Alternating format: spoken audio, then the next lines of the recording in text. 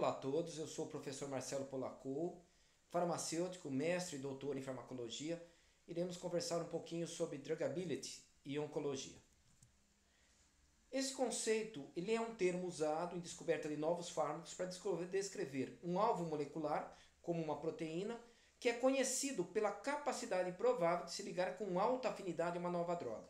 Além disso, por definição, a ligação deverá providenciar um efeito terapêutico benéfico ao paciente. Este conceito pode ser utilizado tanto para moléculas pequenas de baixo peso molecular e também para moléculas de alto peso molecular, como por exemplo os medicamentos biológicos, por exemplo, anticorpos monoclonais. Esta palavra não tem tradução para a língua portuguesa. Poderia ser traduzida como drogabilidade ou traduzida como esta capacidade da droga se ligar a um receptor e providenciar um efeito terapêutico. A descoberta de uma nova droga compreende um número muito grande de fases que partem de uma hipótese biológica para a posterior aprovação desta droga. A identificação do alvo é tipicamente o ponto de partida do processo moderno de descoberta de novas drogas. Os alvos potenciais podem ser selecionados com base em uma variedade de critérios experimentais. Esses critérios podem incluir a relação com a doença, por exemplo, mutações na proteína são conhecidas por causar uma doença, pela racionalidade mecanicista, por exemplo, a proteína é parte de um caminho regulatório que está envolvido no processo da doença, ou então por pesquisas genéticas, também chamado de genetic screens, em modelos animais. A relevância da doença sozinha, entretanto, é insuficiente para que uma proteína transforme-se em um alvo de droga. Além disso, o alvo deve ser druggable, ou seja, capaz de receber a ligação desta droga e produzir o efeito terapêutico.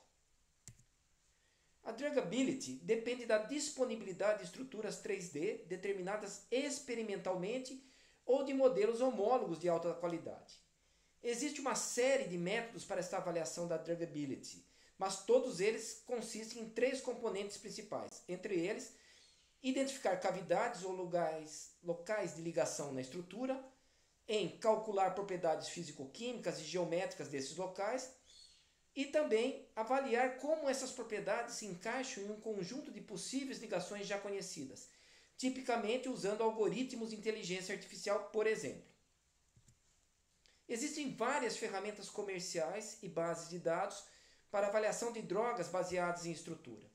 Uma base de dados publicamente disponível de avaliações de drugability previamente calculadas para todos os domínios estruturais de bancos proteicos, também chamado Protein Data Bank, ou PDB, é fornecido através do portal Drugability, do ChemBL, ou também de outras bases, como a BindingDB ou a PubChem. A Drugability, baseada na estrutura, é usada geralmente para identificar o local-alvo apropriado para uma molécula pequena. No entanto, alguns estudos têm avaliado estruturas 3D para a disponibilidade de sucos de ligação helicoidal miméticos. Essa é uma abordagem cada vez mais popular para abordar a drugability das interações proteína-proteína, inclusive exemplo de muitas drogas biológicas usadas na oncologia. A chegada de um novo tratamento parte da premissa que você conhece a estrutura de um gene e ele está relacionada possivelmente a um processo oncológico. Você vai fazer a identificação desse alvo molecular, a validação e posteriormente o perfil desse local e as moléculas em potencial que vão se ligar, e tudo isso pode ser feito utilizando aquelas bases de dados que eu comentei no slide anterior. Você vai observar as propriedades biológicas e químicas, a estrutura biológica desta ligação e, a princípio, testar em modelos animais, que também são chamados testes pré-clínicos. E passar, se os resultados forem satisfatórios, passar para as fases clínicas, fase 1, fase 2, fase 3, até a droga ser aprovada para comercialização. Existe uma base de dados de evidências para oncologia de precisão, chamada Database of Evidence for Precision Oncology, que é DEPO, seria a sigla utilizada para fazer o link entre esta drugability com os 3 omics, que é a genomic, proteomic e transcriptomic, que são as 3 novas estratégias para a descoberta de drogas biológicas. Foram estudados 6.500 tipos de tumor em relação ao potencial de drugability. O potencial de novos tratamentos é imenso. Das drogas já aprovadas pela FDA, apenas 3% são druggable, ou seja, têm capacidade de se ligarem a essas substâncias de maneira conhecida.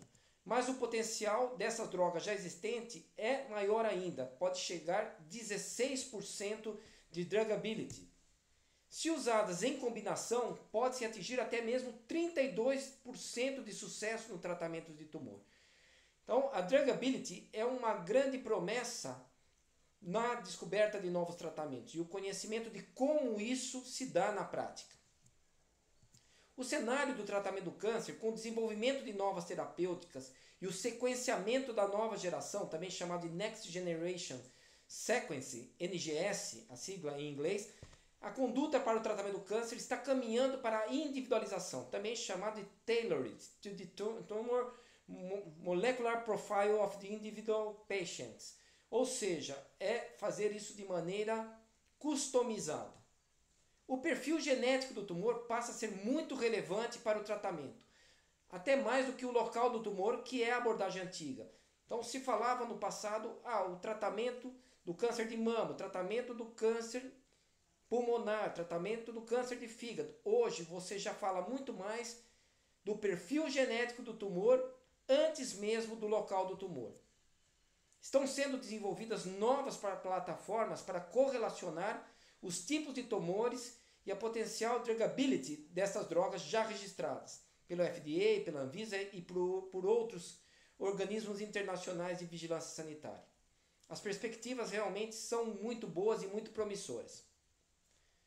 Eventuais dúvidas podem me acionar pelo e-mail, pelo meu WhatsApp, pelo meu perfil no Instagram e também pela minha fanpage no Facebook.